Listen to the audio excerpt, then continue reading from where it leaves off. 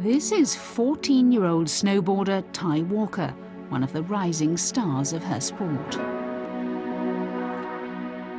The American teen prodigy is a three-time European Open junior champion, and she's also the 2011 US National Slopestyle champ.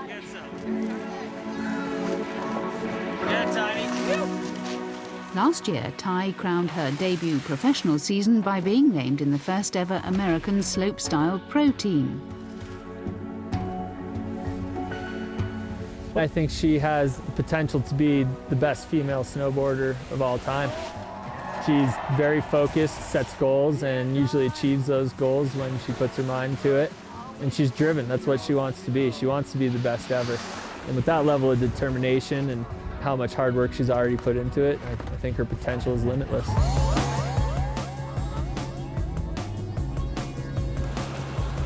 Ty finished her rookie season on the TTR World Tour in an impressive 12th place. To find out more about her, Transworld Sport travelled to the American state of Colorado, where the youngster lives and trains. She's coached by Dave Baldwin. She's a handful, but it's a good time. Hey! Well, you are. I'm not a handful. You are. I'm the best. Please, he doesn't know what he's talking about. I am the least problematic 14-year-old girl you've ever seen in your life, okay? I'll give her that much. She's not very problematic, but she is a handful. But it's a lot of fun. It's a good thing. Born on Long Island, New York, Ty hails from a skiing family. She spent much of her childhood on the slopes in Stowe, Vermont. I think really what attracted me to snowboarding was I was always at competition with my sister, and my sister was always better than me at skiing. And so I think I wanted to kind of do my own thing. But for my 7th birthday, I asked for a snowboard, and they couldn't really not get me a snowboard. And I've been snowboarding ever since. Despite her tender years, Ty has a clear idea of what it takes to become a successful boarder.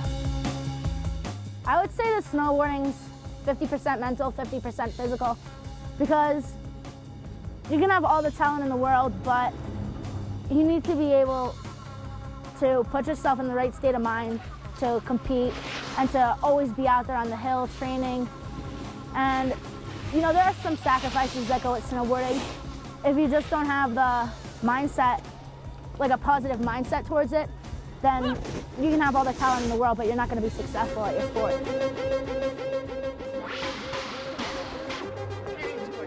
Ty's work ethic rivals that of many of her peers on the professional snowboarding circuit. Along with around 4 to 5 hours a day on the slopes from Monday to Saturday, her training regime also includes indoor simulation work and time spent on the trampoline. The trampoline is a really good place to learn tricks. It helps take a trick that you want to learn on the snow and then do it in a situation that's not quite as consequential. It's also good for air awareness, like say if you're falling, how to twist yourself in a way so that you're not gonna hurt yourself as much. During the season, Ty's coach Dave doubles up as her full-time guardian. Having worked with her for her entire career, Dave has a strong working relationship with his young protégé. There's a fine line between allowing Ty to develop at her own pace and pushing her to reach her full potential. That's the challenge as a coach, is you've got to maintain that trust that you have in a friendship, and you've got to draw the line where it's time for you to be the tough guy and let him know that something's not good, or let him know that something needs work. Last year, Ty decided to move to Copper Mountain, Colorado during the season in order to focus more on her sport.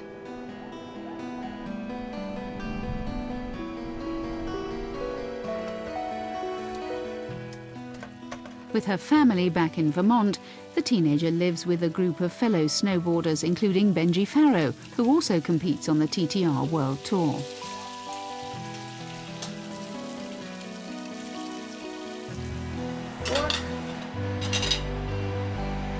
Breakfast is ready. Danger. Snowboarding. As she's still only 14, Ty has to combine her sport with her studies. She's found it tricky trying to juggle the boards with the books. In the past, I've been homeschooled for the winters, and it's been a lot easier because in middle school you don't really have like that much work. And so whenever I'd have time after contests and after training, I just come home, do some work, and call it a day. But now that I'm in high school, it's getting a little harder because they don't want me to like leave my public school for like half the year and then just come back. So I had to do all my school online. I have a joke in my family that my mom doesn't like anyone who's not good at math. So if my grades slip and if I'm not doing my schoolwork, I get on the next plane home because, I mean, education's the most important thing to my parents. And I think it's like obviously really important because if snowboarding doesn't work out, then you need something else to like deal with your life.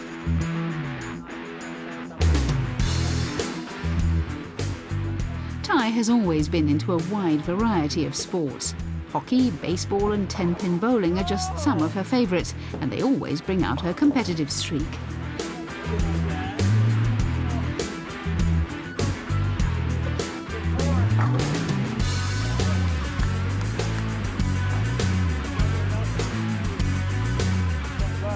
$20 says I kick both your asses. I'm just kidding. It's a lie.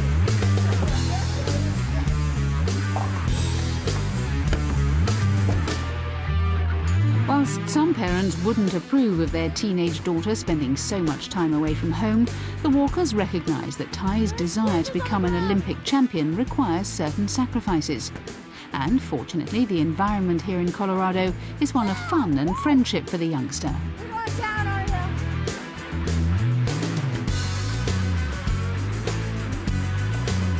Yes! Woo! A lot of fun, but I think I might be a little better at snowboarding.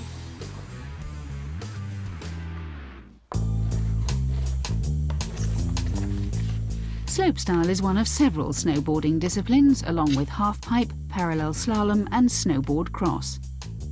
Since the 1998 Winter Games in Nagano, 3 out of the 4 have been part of the Olympic programme.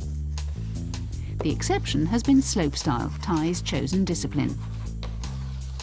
However, all that is set to change at the 2014 Sochi Games, where slopestyle will make its Olympic debut. I'd really like to be just the best snowboarder I could be. I want to be able to both ride halfpipe and slopestyle, and I think that it's pretty important to be like diverse. And I really want to go to the Olympics in 2014 and hopefully medal or something like that, and maybe make the Olympics in like 2018 or 2022, whatever. She's always letting me know that she wants to be the best. She lets everybody know. Nobody comes out wanting to finish second. And I've never met anybody that wants to finish first more than Ty. Over the coming years, Ty will continue to compete against older girls on the TTR Tour. And though she may struggle in some competitions, it's those events that will teach her a lot more than victories over boarders her own age ever could. Everybody knows that she's a force to be reckoned with right now, and at 14 years old, she's got at least 5 years on most of the other girls that she competes against, and usually more than that. It's usually closer to like 10 years. So you can tell that they're stepping up their game, knowing that Ty's bringing a level that is soon to be surpassing everyone's in the female snowboard.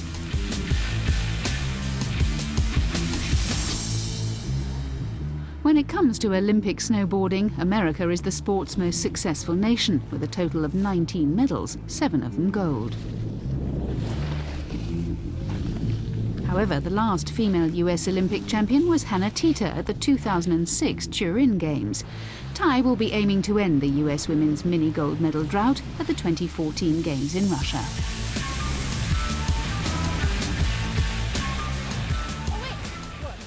I definitely think Ty can surprise the world at the Sochi Olympics. It's an ambitious goal, but it's a goal she set for herself. And anytime she sets a goal, she achieves it. She puts in the work to do it.